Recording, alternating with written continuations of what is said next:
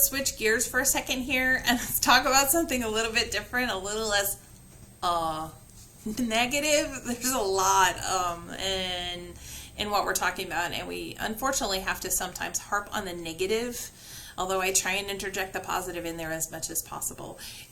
It happens. There's not much I can do, but we're going to step on the lighter side for a second here, and we're going to talk about how to obtain confidential case records. So that I've talked about it before. You get a form that's signed by the judge that gives you access to information. I talked about this with the laws and with regard to FERPA, the education, and this gives you access to school records, and HIPAA, you get access to health records and different things like that.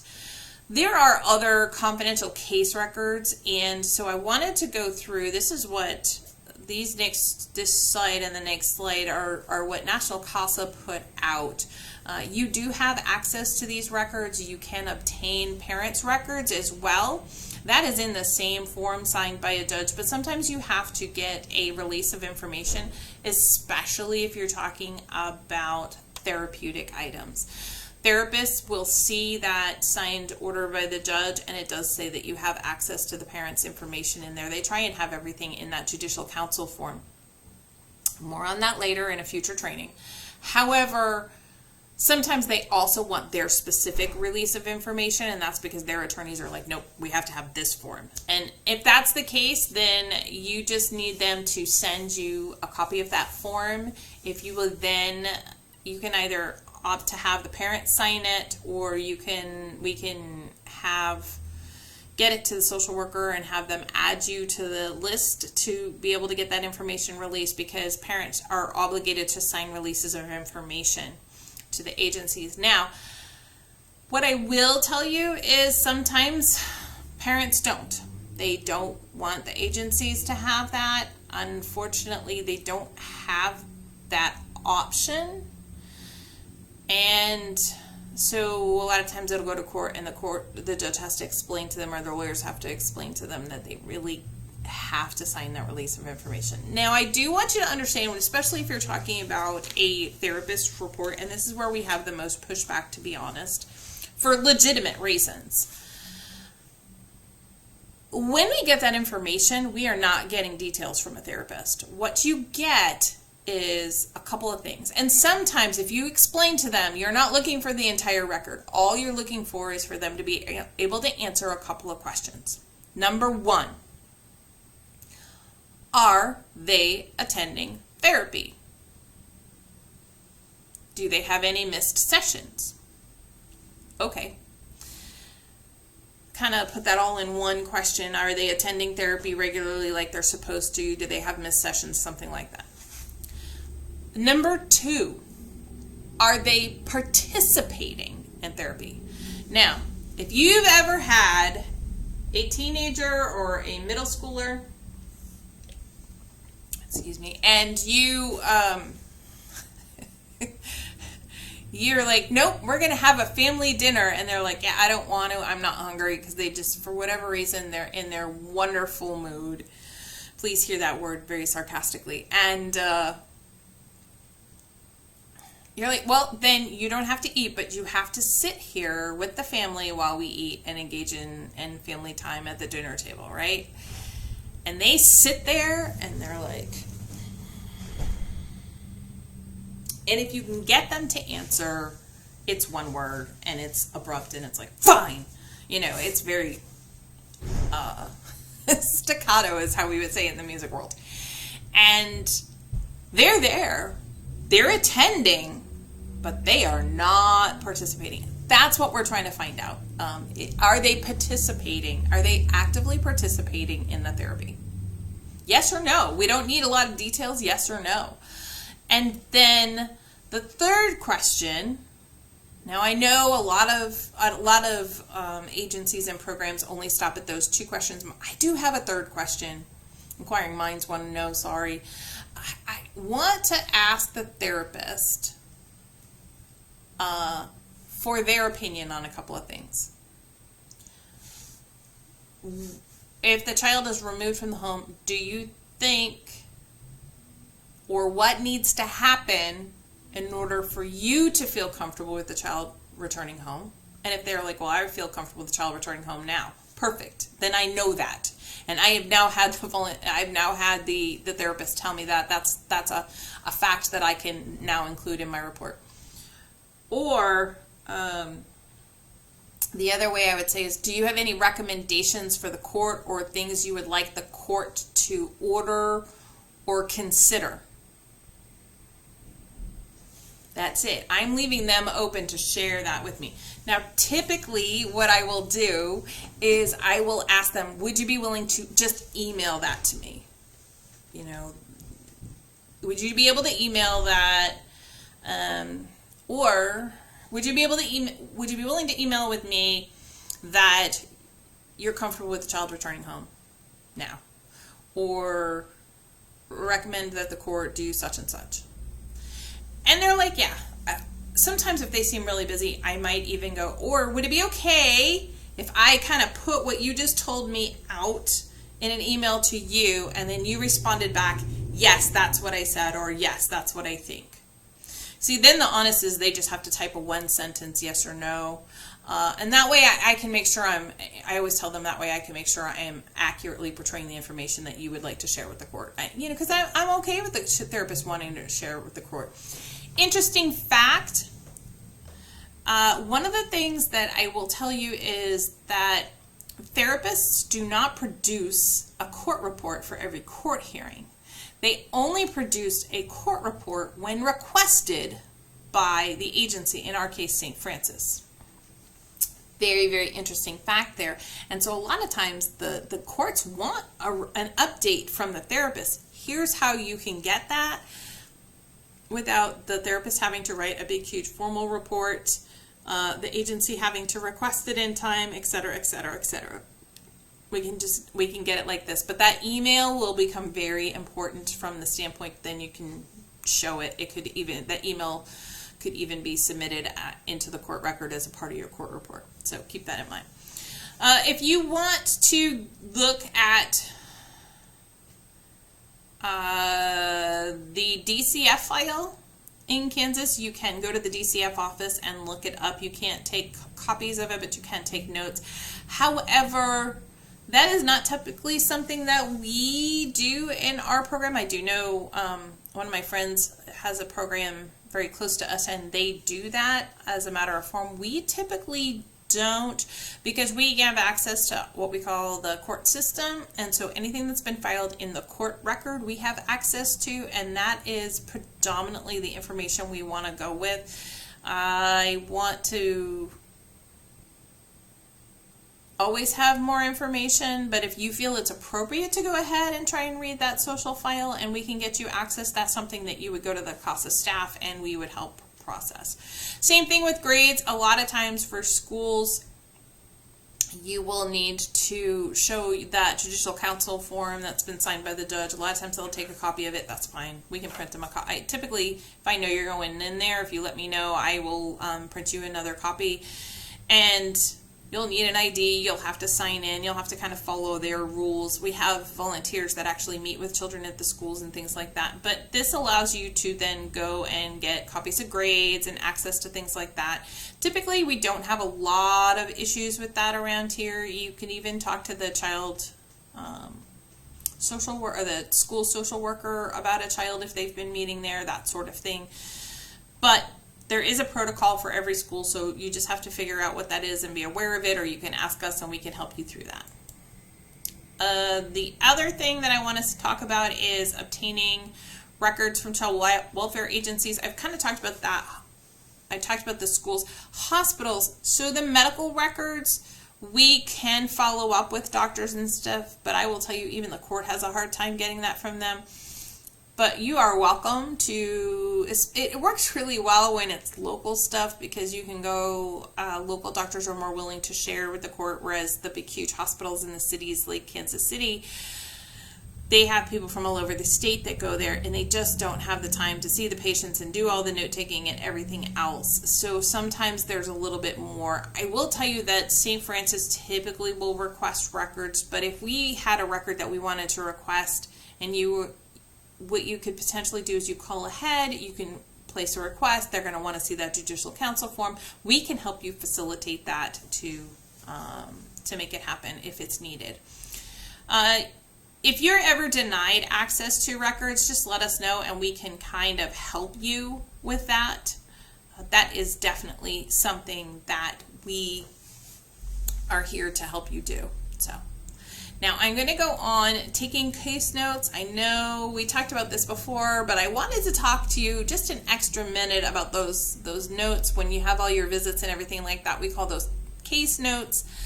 I want to talk to you a little bit about the confidentiality of those. Those are part of the case file, even though because you took them for the case. And so one of the things that I want you to keep in mind is they have to be held confidential. So you need to have a space in your home where no one's going to go. Now, when I first started doing work with this agency and this program, I have obviously taken on some cases throughout the years for myself. But my youngest child was in high school at the time.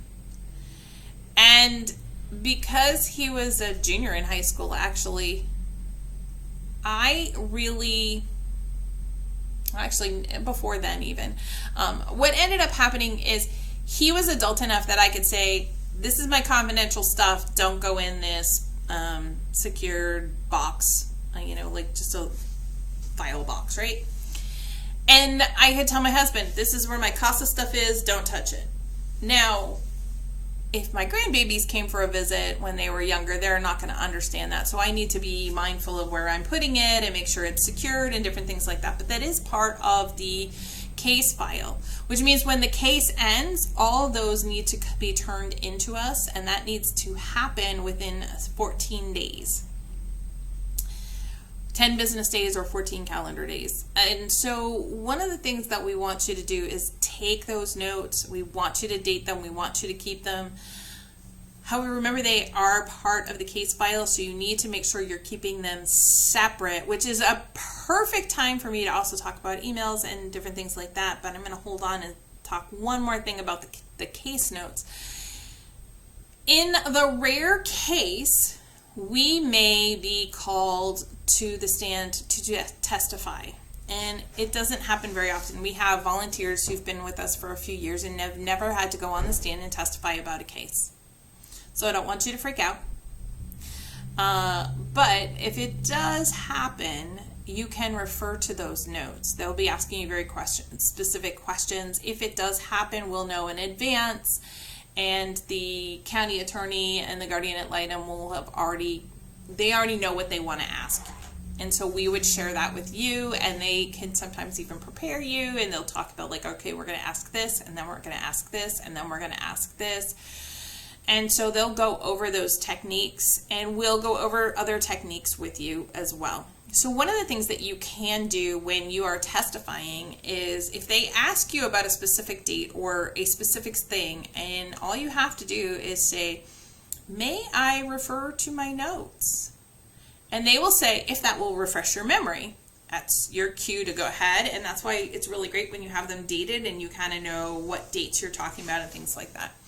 So then you can go and you can look at it. If you have used those notes to testify, they can be requested to become part of the court file, in which case they would get admitted to the court. I have never seen that happen, but I do know that the possibility is there, and I want to make you aware of it. Typically, what is instead going to happen is you will just collect them, you'll bring them in, and then you collect them, and you'll use them when you're testifying, and then when you step down, they just go with you. And no one has ever asked for them to be admitted, although they can be. If they are admitted, then we will take care of that. We will scan the copies in and distribute it to the court and everything like that. Even then, the parents will not be able to see your court notes, because remember, we wrote all those impressions and those different things down. It will only be the parts that you used to testify. So you might say that you met them on this date and they missed the appointment, and this date and they missed the appointment, and this date and they did a no-show, right? So it might only be one section or a couple of things like that, where you had the notes of the listing of every time you tried to call them or text them and they didn't respond on there, and as opposed to the whole thing. And that's why we will take care of it. But at that point, those notes are basically able to be admitted into the court record. And so I wanted to let you know about those court notes. Now, I've talked about confidentiality earlier, and I want to talk about confidentiality. Woo, excuse me one second. I want to talk about confidentiality a little bit more with regard to something else.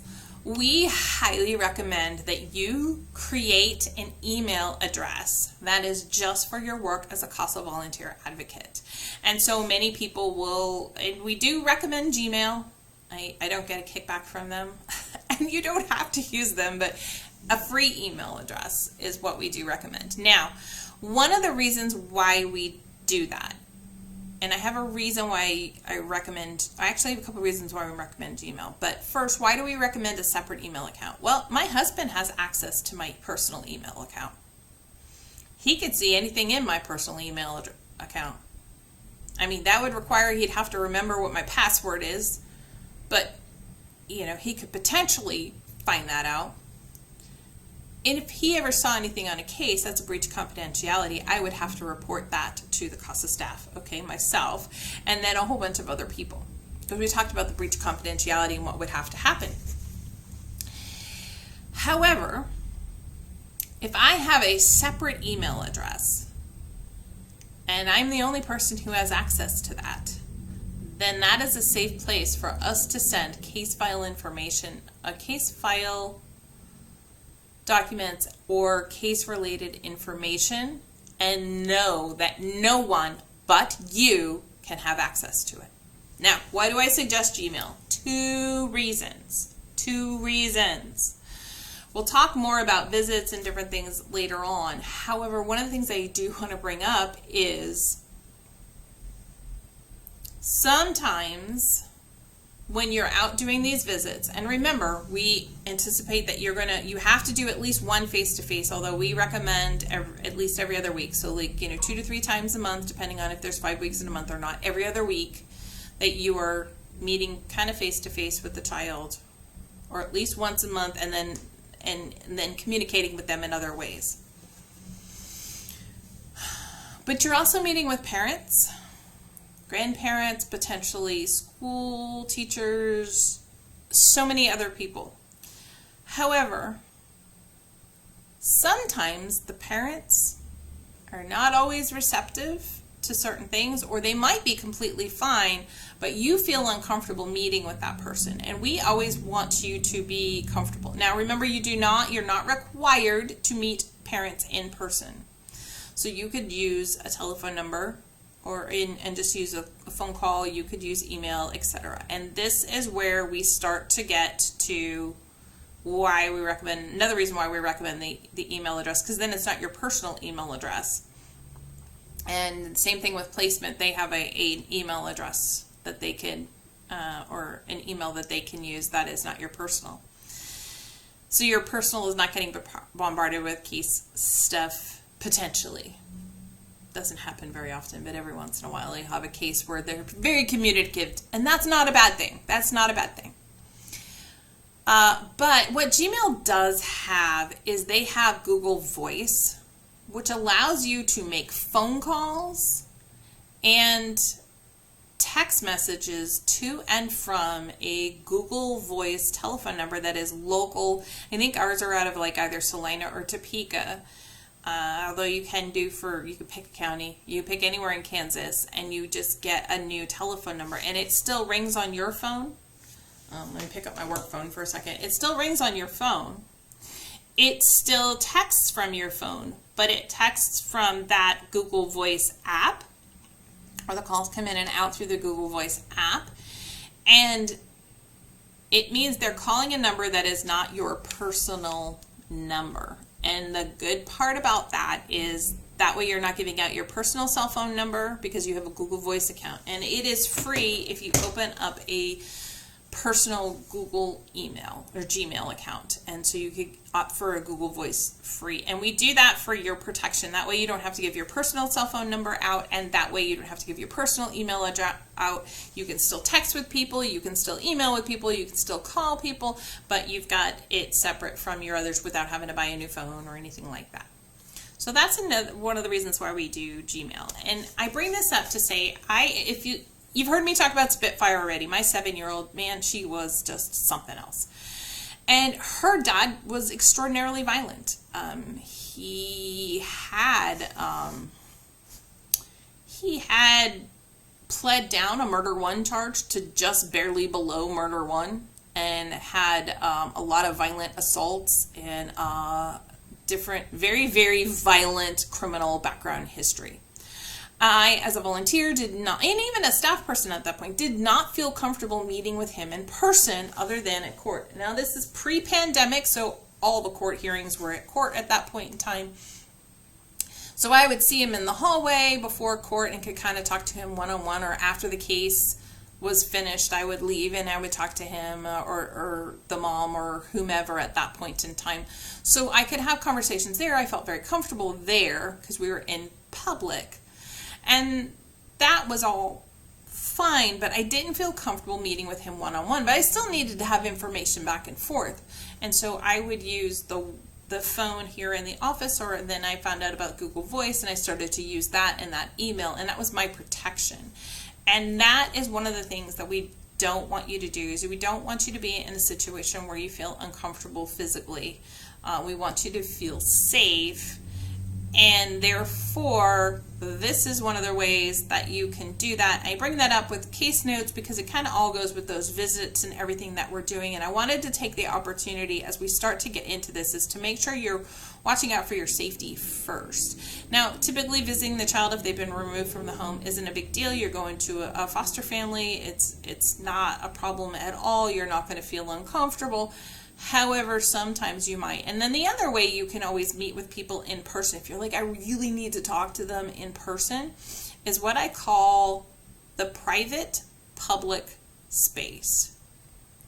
Meet in a busy public space where you can have a private conversation. So, if you go to the park, right? You get a lot of people out there. Kids can be running back and forth. You pick a time that it's somewhat busy. You are in public, therefore you have some protections and safety. But you can sit next to each other on the bench and just have a private conversation where people aren't hearing what's going on. A coffee shop. You can go and they don't have to buy anything. You don't have to buy anything. You can get a water, or you can just go in there and sit. Typically, I'm going to probably buy a tea, but I can sit at a table. We're out in public, but I can have a private conversation by just sitting at that little table, and we can have a chat. That is another good way if you're uncomfortable to meet with a parent or someone that is involved in the case, and that is going to provide for your safety. So we have started to talk about that, and we're going to talk more in our sessions as we're exploring our case studies and everything like that. So those are a couple of things that I wanted you to keep in mind, because we want you to be safe first and foremost.